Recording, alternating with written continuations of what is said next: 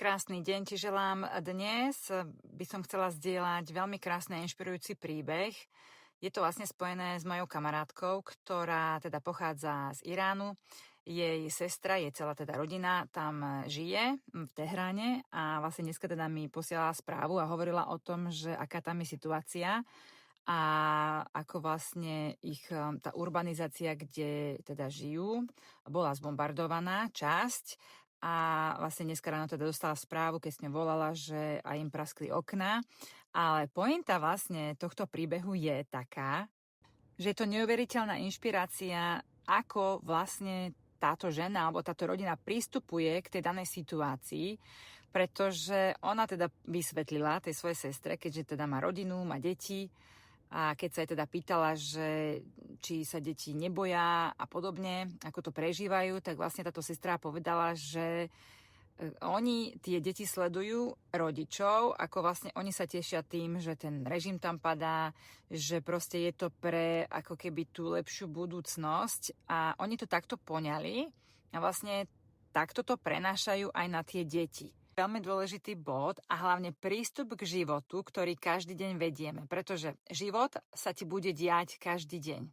Samozrejme pre každého z nás iným spôsobom. Potom však ty žiješ v určitej energii, tá energia taktiež nikdy nezmizne, pretože energia tu je stále a život nie je dobrý ani zlý, život je taký, aký prístup máme my k nemu a aký si ho vytvárame. Čiže ako vnímam ten život, či ho vnímam ako dobrý alebo ako zlý, je už na mojom prístupe. Ale naozaj ide o to, že môžeš si vybrať, že sa budeš zo života tešiť a budeš šťastná, lebo si sa tak rozhodla, alebo sa proste budeš utápať v tej energii, ktorá ťa bude ťahať dole, v tej negatívnej. Pretože každý z nás má na výber, ako sa chce cítiť a ako chce ten život prežiť.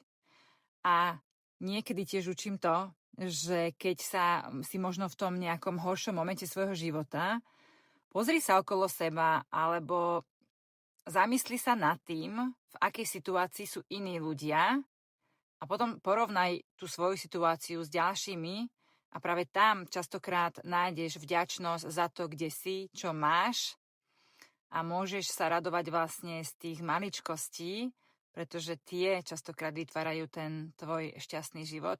Ale to rozhodnutie a ten prístup k tomu životu je vždy aj tak na tvojom rozhodnutí.